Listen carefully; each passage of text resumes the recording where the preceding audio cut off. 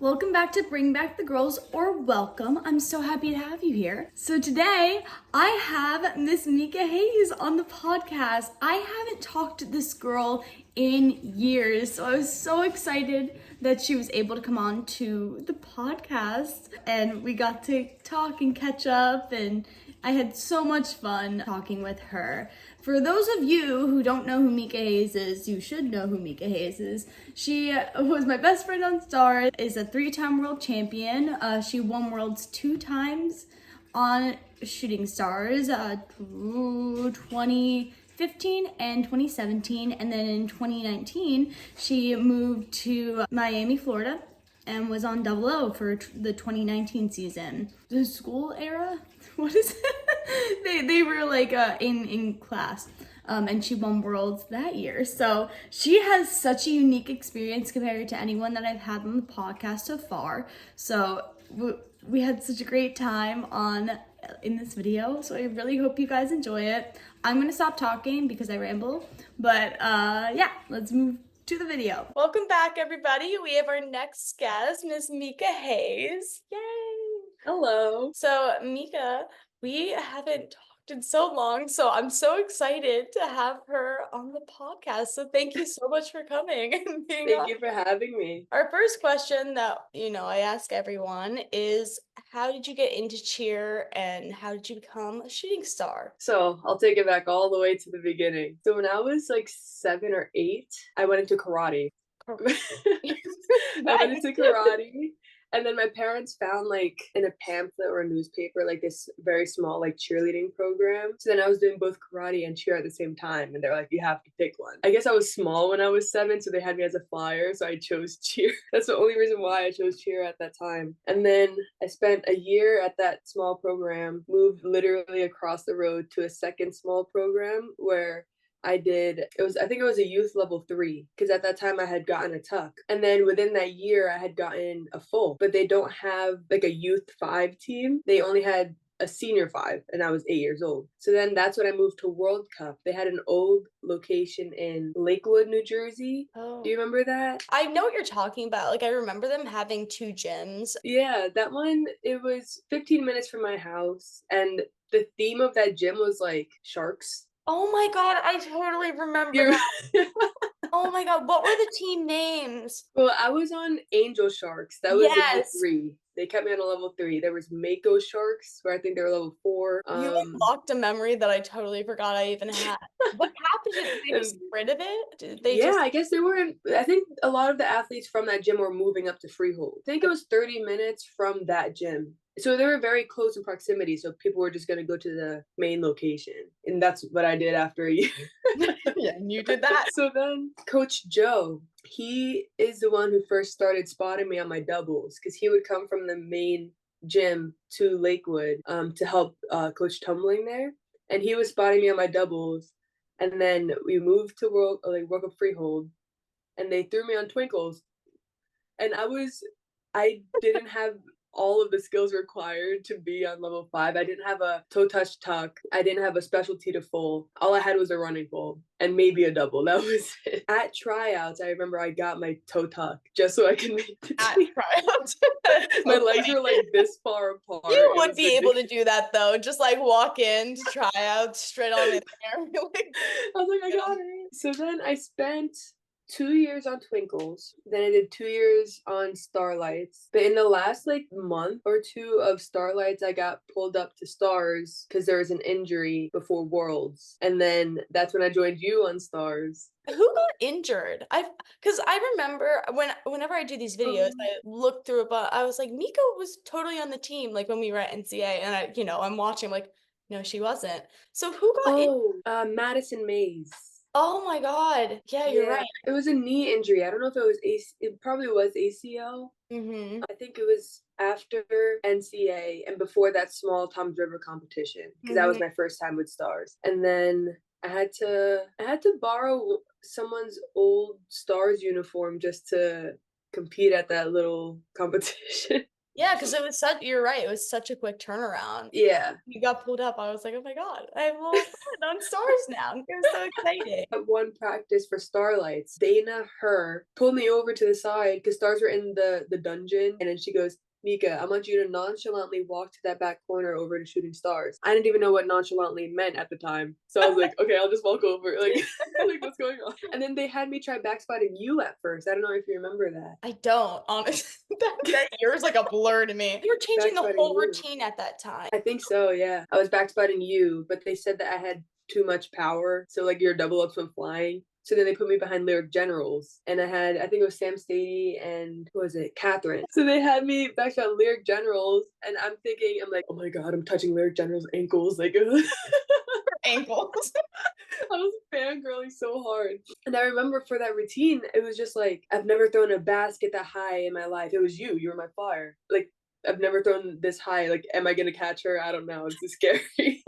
That was the same kind of thing that I went through on Stars. Because, when you're on, this sounds terrible, but when you're on Twinkles, when you're on Starlights, the skills are not the same. The expectation is not the same either. Like, yeah. No, exactly. And the skills are a lot higher. They're a lot faster. The pace is faster. And when you're being pulled up right from being on Starlights to then having to compete on World Cup Shooting Stars in a month, the turnaround is insane. I had to increase my stamina so much just because on Starlights, I feel like I had a lot of 8 counts to just like take a breath, like a quick breather, and then I can do my next skill. For Stars, as soon as I threw like that opening basket in the back with, I think it was Tessa, I was just like on it. I was just on one. So after Stars in 2018, I knew I always wanted to go to Top Gun, but I was like, there's no way my parents are gonna say yes. Like I'm moving to a completely different state just to cheer like what's going on. But somehow I convinced them and they let me try out. It was just a video tryout. And then they took me. I was a tumble girl because I think the year or two before they would have some girls do like the main stunts and pyramids and everything, but we had enough girls where it could just be flyers, boys stunting, and then me and 2 other girls just being tumble girls, just like going around the mat. Yeah. Yeah. Then after that, I retired. Top Gun, you lived out your last little dream, and yeah, I'm so proud of you. Yeah, I remember watching you in Double O. I was like, that's Mika. Yeah. Your journey's so cool. I totally forgot about that small gym, and with all the sharks, you're right. They were all names. What a throwback. So Mika, as you know, and as everyone knows, you are like the most incredible tumbler. The ones that come to mind, like when we talk about stars, honestly, is like you, Kira, Tony, Kelsey. Like there's like a couple out there that stand out and you're one of them. Like when we were on Twinkles together, I'm gonna put some film in here because you would go up the center, only Twinkle doing like a 3 to double. Your last pass doing a raving 3 to double at the age of 12. Like tumbling is your thing. So do you have any advice for cheerleaders, like how you got your power from your tumbling? Were there any drills or coaches that really helped you out with your tumbling? Yeah, I would say aside from coaches, one of my main things that I would do is I would always film. I'm always filming, I'm zooming in, I'm slowing down to like the nanosecond to see if I took off on my toes or if I'm flat-footed or if I spun too early. So then the next time I would go, I would focus on those mistakes that I caught myself and I would try to fix them. I'm recording again and I'm going over doing the same exact things. And then as for coaches, Kenny Wu helped me out so much, dude. Like when I was on Twinkles, I took a good amount of privates with him because I was in the position for that 3 to double, but I didn't have it yet. But they put me in there because they figured out I would get it. The things that you were able to they asked you to do it and you would just do it. And one time I was in a private with him for the 3 to double. He's, telling me to like just keep spinning, like faster, faster, faster. My dad too used to tumble. You've told me that before. Yeah, my dad used to tumble. Where, when?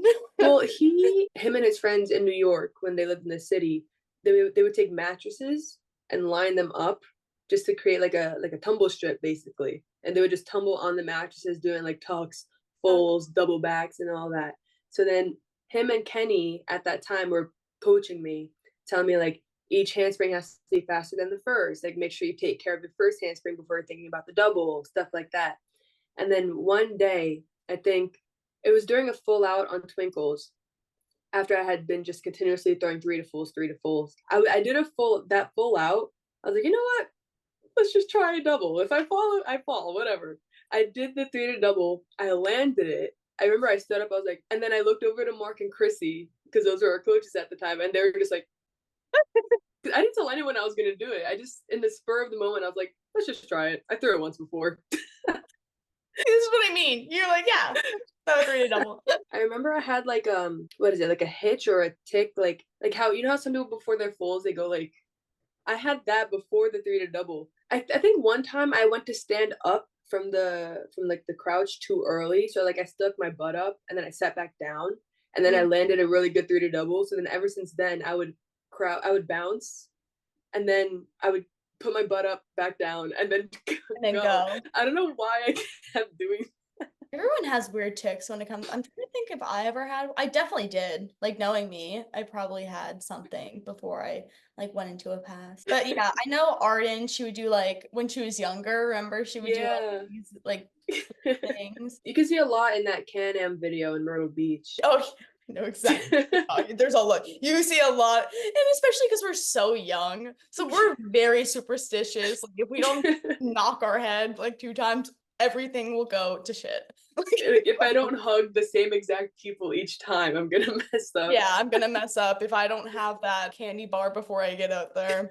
Everything's going wrong. Pixie sticks. Yeah, if I don't down 12 pixie sticks before I hit the floor, it's not gonna be good. That's what if people wonder like what Twinkles is like, it's just chaos and superstition, like at the competition.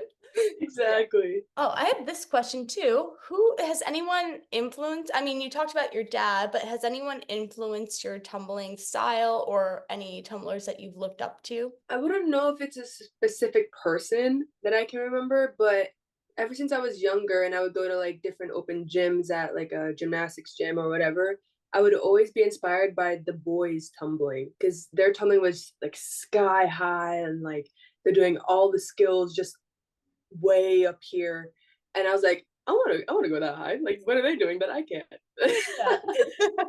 So I would always try to compete with them. Like, I try to match their height, like however I can, and then I would go home, tell my dad, and he'd be like, oh, you have to take off on your toes and like a deeper angle more, and like ride up the set more and stuff like that. So then I would follow that with me throughout my cheer career. So then it came to Justin Gonzalez, Mike Acevedo with the Superman Arabian. Do you remember that? Oh, how could I forget that? Yeah. Yeah, and then Parker Adama with like the front handspring punch double front. Oh my God, did he compete that? Because I need to put that in. Yeah, I think he did. And then I was always watching Top Gun from my computer either way. So I was watching all of those people tumbling, doing double whip doubles. I'm like, how are they doing that? And I would just try to copy whatever they did, you know? I feel like that's where my inspiration came from. I wouldn't say it's just like one or two specific people, but I would just try to like match energy. And you did. I remember Flip and Amp, like you would be with the guys just being able to do like the people who don't know what Flip and Amp is. It's pretty much just a bunch of tumblers who not got recruited, but they were just like, how would you describe it? Like I would say it's like a quote league. The main creator kind of just like pulls people to kind of represent that brand. And it would just be like amazing tumblers from each different team, and it was so crazy when we would come to meet up and we would all just be throwing insane skills, and I was like, what is happening? We do clinics with the company, and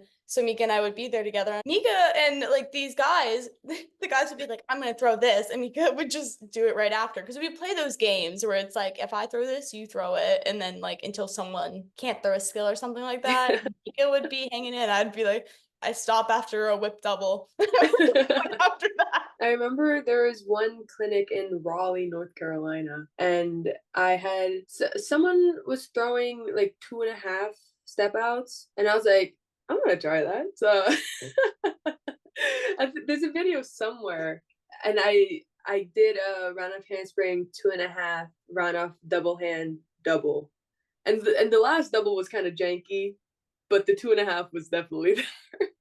God, you're insane. So you already talked a little bit about how you went to Top Gun for your last like hurrah before you retired. So I just kind of want to know, what was it like cheering at Top Gun, and if there was any differences between, you know, cheering at World Cup on Shooting Stars compared to Double O, because you have a unique experience that I haven't talked to anyone like about that.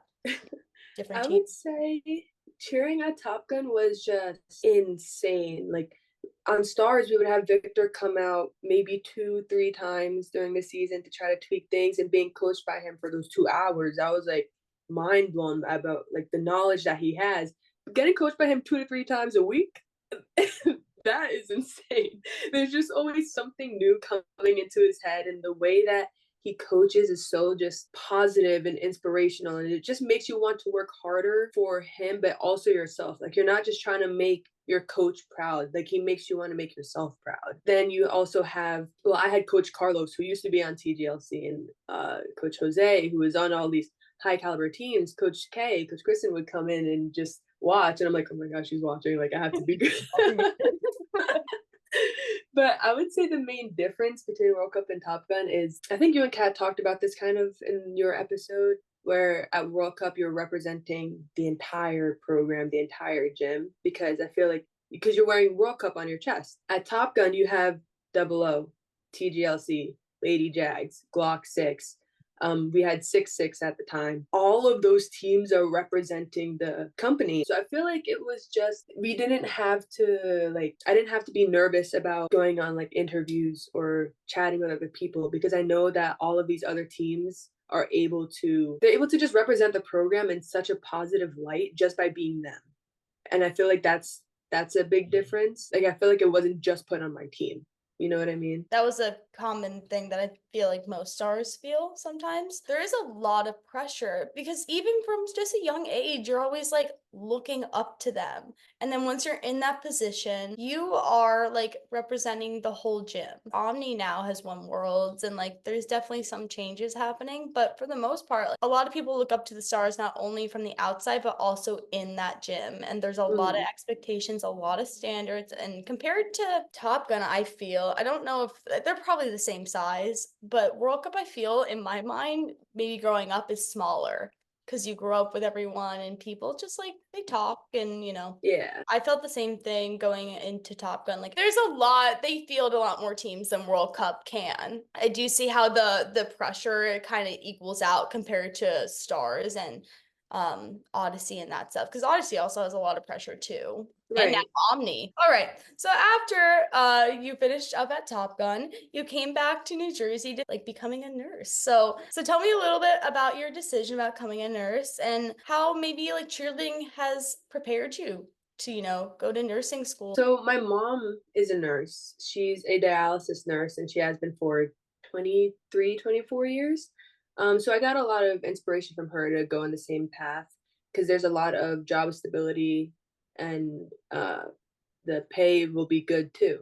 So I started nursing school in 2021, and I'm actually going back to school to get a higher degree. And then nursing school was so hard. It was so hard. I can't imagine, Mika. It's not, yeah.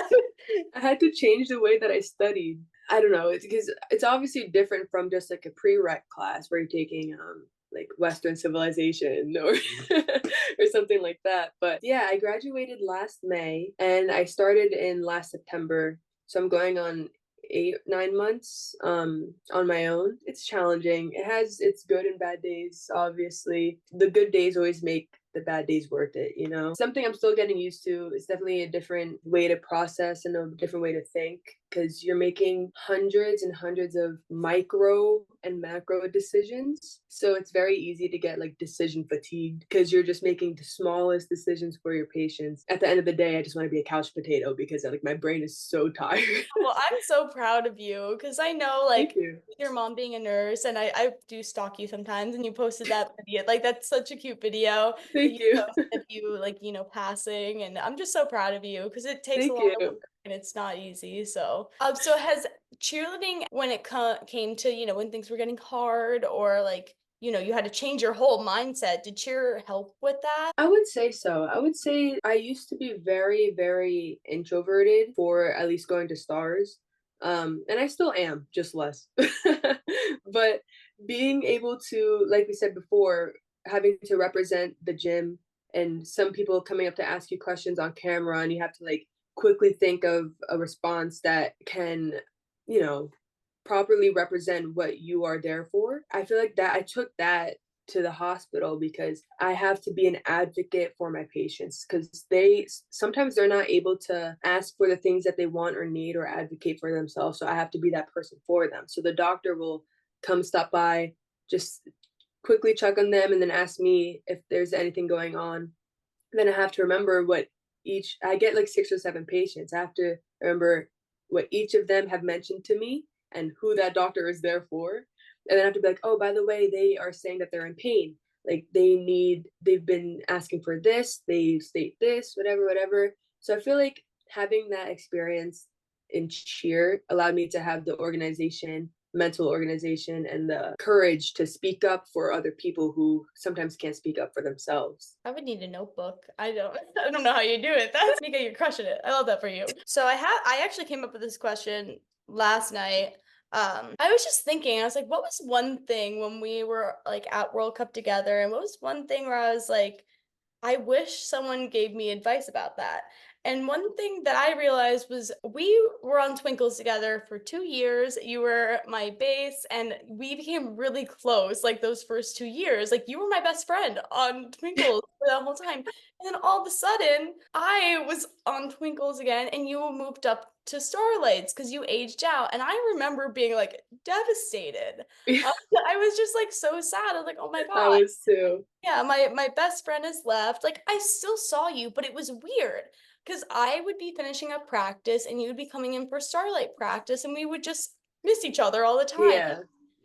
I was an hour away from the gym. We couldn't drive to each other because Yeah. we were like 13. Like, so it was just really hard for me just to see you just pass by, you in different outfits, like compared to like my Twinkle one. Like you would be wearing your Starlight one. It was just weird to be on team with you for 2 years, and then just because of ages, we separated for thank goodness only a year. I remember being kind of sad about it, just seeing not only you but a bunch of other girls like moving up to Starlight. So I guess my question is, and I guess we can just discuss about it, if a girl is feeling kind of left out, if someone gets a skill and moves up to a different team or ages out of the team and they're not together anymore, like what do you do? Yeah, that was tough, dude. Yeah. That was tough. You were like my only real friend from Twinkles, and I had to freaking leave.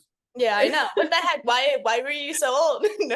A year. But I would say, especially because when you're young like that and you don't have any form of transportation other than your parents, I would say probably keeping in touch any way you can, but also trying to make friends on the team that you are on, and then also keeping mutual friends that can talk and hang out with each other. So like we were friends with Hannah Freed. Do you remember Hannah? Oh, We're friends with her. I love Hannah Freed, yes. So we were both like all mutual friends. So I feel like whenever she would be hanging out with you, I'll be like, oh, like let me come, like I'll come tag along and stuff like that. Even at competitions, we would always just be like hanging out in someone's room.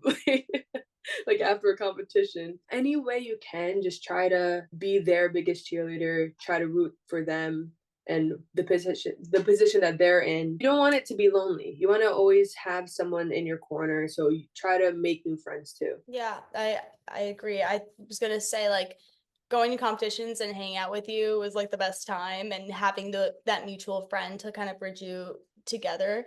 And then honestly, looking back, it was really fun cheering you on. It was like a different kind of I don't know, perspective, because you're on the floor together like for those couple of years, and then it's just nice to cheer you on from like the sideline. But I was thinking about that. I was like, that was really sad. Like, I don't think I actually processed that when I was younger, like when we separated, because you don't think about it until it happens. I feel like I don't even remember knowing that I was gonna age out.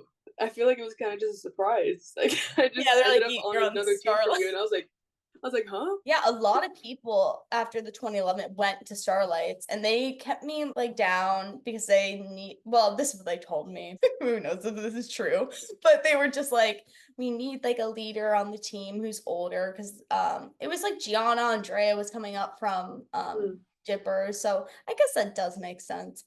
And I didn't have a full at that time. Remember, like I had a mental block for a long time. I got a full when I Oh, was my third year on Twinkles. I almost I said Star. forgot. That was probably the reason, honestly. Because it made me feel weirder. Yeah, you know when they say like lies and stuff to like calm down parents and that. Yeah, Yeah. it's definitely what they were doing with me and my Yeah. mom. But I don't think a lot of people know this, but Mika actually coached at World Cup for a little bit. So I just want to know, was there any differences between being a coach and being an athlete? I feel like there's just such a huge difference. I thought it was gonna be an easier transition to move from athlete to coach, but sometimes like it's not even a thin line, it's a thick line, right? And I feel like I was always just on the border of it because a lot of the older athletes saw me as a friend and I wanted to be their coach. I wanted to help teach them whatever. Normally they would take my coaching and my advice, but then at the end of the day it felt like some athletes were trying to just be friends, and there wasn't that defined line of coach and athlete. Also that same line with other coaches because they were the ones coaching me for years, so they'll still see me as an athlete. So I was trying hard to prove that I am a coach and I know what I'm talking about. But yeah, it was just a very tough line to cross. I did get there for my younger teams though, the minis and the youth. But with the senior teams, I coached sons for a season. I did not know that. Yeah. I coached sons for a season, but it was so tough because that season I also started nursing school. So I wasn't able to be there for them like I wanted to. That's when I was like, you know what? Like, I need to just focus on school. I don't want to bring myself down in school, and I don't want to bring the team down because I can't be there for them in the way that they need. So ultimately, that's what made me leave coaching. I feel like I couldn't coach to the ability that I wanted to because I had other things going on in life. I mean, that must have been a full circle moment, like coaching the younger teams, and just seeing like how you could help for them to maybe become future stars. Yeah, I mean, I coach rowing, which is a little bit different, but like I agree, transferring from like an athlete to a coach, like immediately after pretty much like your career, you do have to find a line, and also it's weird seeing everything from behind the scenes because as an Yeah. athlete you don't know what it takes to make the choreography decisions, where to place girls on the floor. You don't know what moms are saying. You don't know,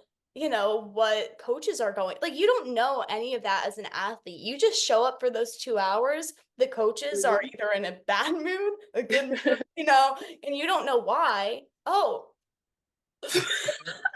okay, and you don't know why that they're in those moods. But I'm sure as a coach, after being in a meeting for, I'm coming up with this, but like 2 hours just discussing probably like, what the heck are we gonna do for this stunt sequence? Like, and you go to practice. I'm sure you get mad at the athletes because they're like, why the heck are we changing everything? Why Mhm. are we doing this? And you're like, well, I just spent 2 hours and this is the best decision that we could make for the team, like. I don't know if you want to put this part in. Half of the time, the coaches don't even know what's going on because as an athlete, you look at your coaches like they know everything. They know Mm-hmm. everything that's going on. They know the best decisions to make. Meanwhile, we show up and we're just like, jumping jacks, let's go. Like we don't know what the plan is. We don't know what course of action we're gonna take. Like say a stunt falls multiple times. Do we want to have them mark it or do we want them to do it because then we're gonna drop down in points. So Mm-hmm. it's like half the time the coaches don't know Yeah, I don't know no, what I they're think that's doing. that. I think that like kind of humanizes coaches a little bit. I truly do because you're right. As athletes, you're like they know everything. Like you would go into practice or like they have a plan. They're gonna chant like we fell in this whole section. They already know what's gonna happen. But in reality, I think coaching a big thing is like trial and error, and like Yeah. it is just like what are we gonna do like for this team. So no, I think that's a great point. As a coach, you don't know. And I think Yeah. that's okay. Like it is okay not to know what's going on. I mean, to a point, but like it does happen. And then I Yeah. think the best coaches figure it out, you know, Hmm. figure out how to make that stunt or sequence work. Oh, really quick. Mhm. I don't know if you want to go back to like us on stars together. Yeah. This one moment that we had together at Worlds.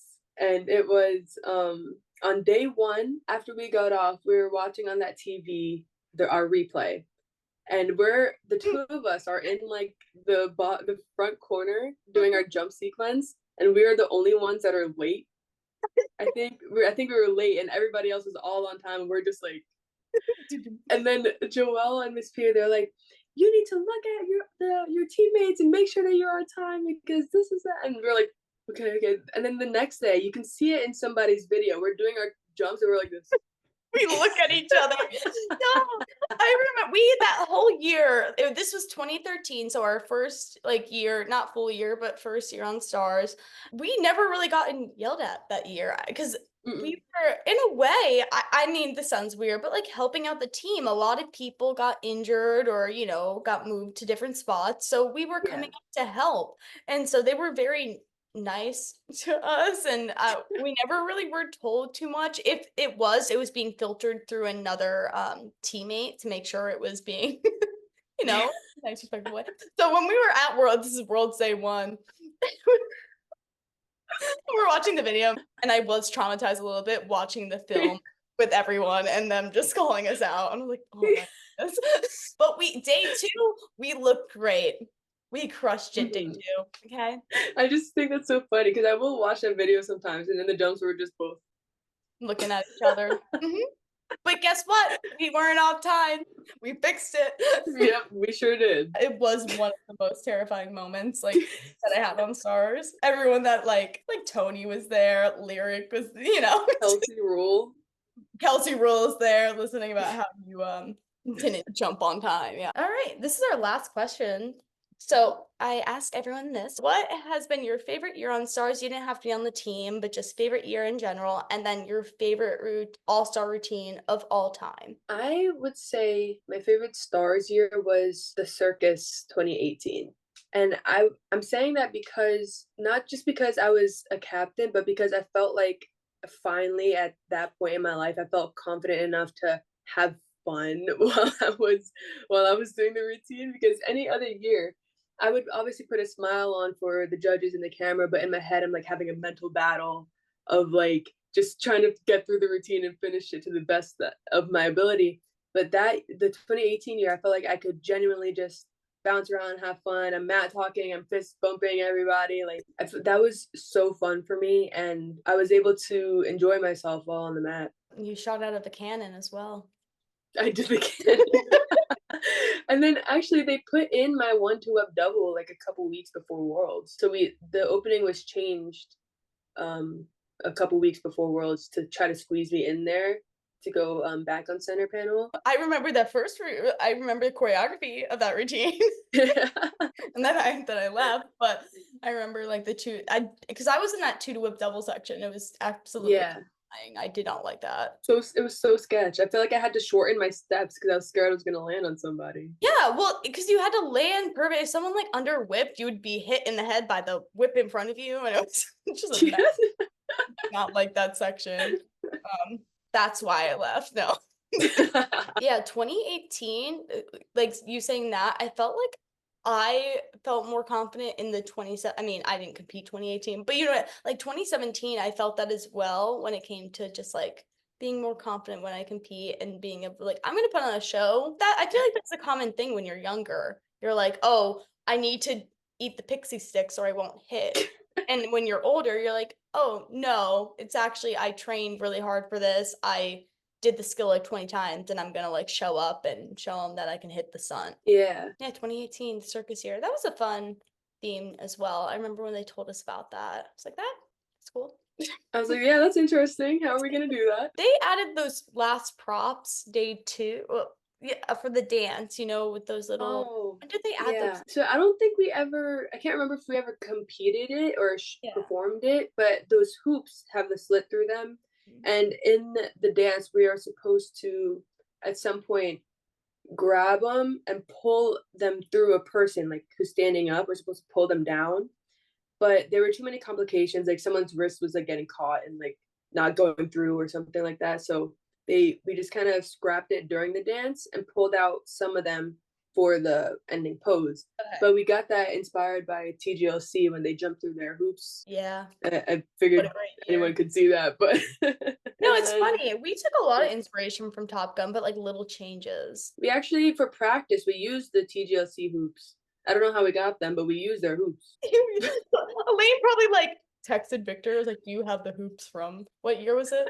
2015? I think it was 15. It's 15 because Taylor McKenna, I remember her asking her.